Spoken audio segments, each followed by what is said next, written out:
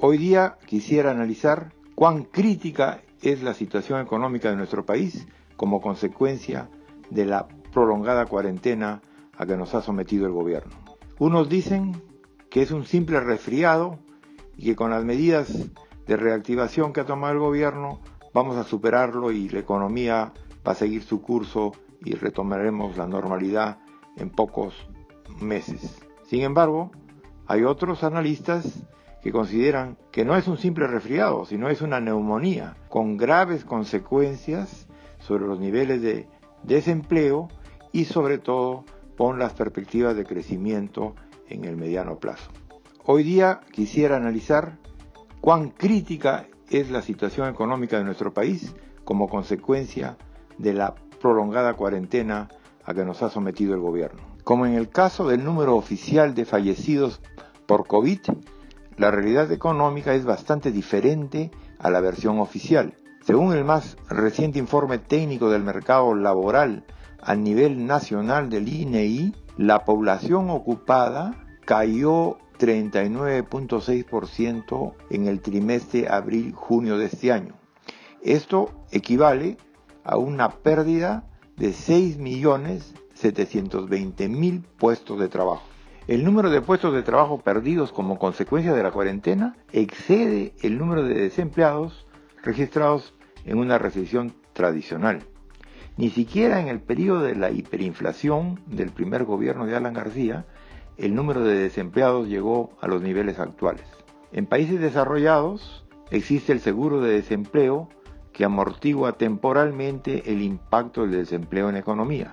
En nuestro país, ante la ausencia de un seguro de desempleo, se han utilizado los programas Reactiva y los bonos para suplir la ausencia de un seguro de desempleo. Pero estos sistemas, por su naturaleza, son esquemas temporales, no se pueden prolongar indefinidamente. En una economía sana, las empresas generan empleo y ganancias, que se traducen en ingresos para la población. Estos ingresos o se consumen o se ahorran. El ahorro se convierte en nueva inversión, lo que genera más producción, más empleo, más ingresos, creándose un círculo virtuoso de una economía en crecimiento. Sin embargo, cada cierto tiempo, las economías se ven sujetas a shocks que interrumpen el círculo virtuoso de crecimiento. Estos pueden ser un aumento del precio del petróleo, la caída de la bolsa, un terremoto o una pandemia. Cuando una economía está estructuralmente sana y el shock es moderado, un adecuado manejo de la política monetaria del Banco Central, ya sea aumento de la liquidez o disminución de las tasas de interés, o una política fiscal del MEF, mayor inversión pública o menos impuestos, son suficientes para que la economía supere el impacto y vuelva a su círculo virtuoso de crecimiento económico. Pero a veces sucede que los shocks son significativos y la economía no está estructuralmente sana.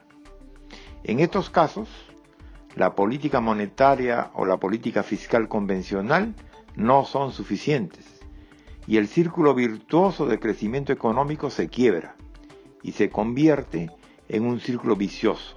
Un shock moderado es equivalente a un resfriado que con una dosis de aspirina se alivian los síntomas y un cuerpo sano por sí solo se encarga de curar. Es solo dejar que el resfriado siga su curso para que el cuerpo sano se encargue de solucionar.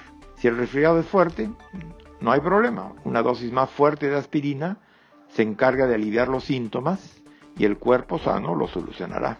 Pero si el cuerpo no está sano, el resfriado se puede convertir en una neumonía. Y en esos casos no habrá dosis de aspirina, por elevada que sea, que pueda curar la neumonía.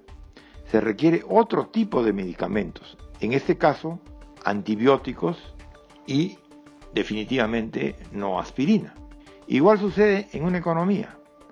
Un shock moderado es equivalente a una recesión económica que una adecuada política monetaria y fiscal permiten que el mercado siga su curso y devuelva a la economía el círculo virtuoso de crecimiento económico. Pero si el choque es severo y la economía no está sana, la política monetaria y fiscal convencional no es suficiente para evitar que que el círculo virtuoso se convierte en círculo vicioso, que es la depresión económica. Es decir, el resfriado se convierte en neumonía. La reducción del empleo reduce el nivel de ingresos y por ende la demanda de los consumidores, lo que se traduce en menores ventas para las empresas. Tanto consumidores como empresas encuentran crecientes dificultades para pagar sus préstamos, obligando a los bancos a reducir su intermediación financiera. Todo esto genera una nueva reducción de la producción y el inicio de un círculo vicioso que se convierte en una depresión económica. El eje del problema en nuestro caso es la falta de empleo. La informalidad es nada menos que desempleo camuflado, es un desempleo oculto. Este problema viene antes de la pandemia. El COVID solo ha desnudado un problema estructural agravado por la falta de flexibilidad laboral y adecuada legislación laboral. La solución al problema entonces pasa por la generación de empleo formal productivo en forma inmediata. La población quiere trabajar, no recibir bonos o subsidios. Esto debe hacerse rápidamente. Los niveles de desempleo son tan elevados que un estallido social puede ocurrir en cualquier momento.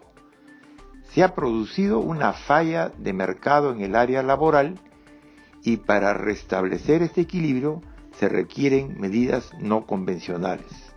El economista John Maynard Keynes estudió esta falla de mercado laboral y dio origen al pensamiento keynesiano en 1933. El presidente americano Roosevelt, para salir de la Gran Depresión, creó el Civilian Conservation Corps, CCC, como instrumento de política fiscal para crear directamente 3 millones de empleos productivos y romper el círculo vicioso de la Gran Depresión. El CCC permitió crear 300.000 puestos de trabajo productivos formales en sus primeros 4 meses de creación. El Perú necesita soluciones similares en forma inmediata para evitar caer en una abierta depresión económica. Muchas gracias.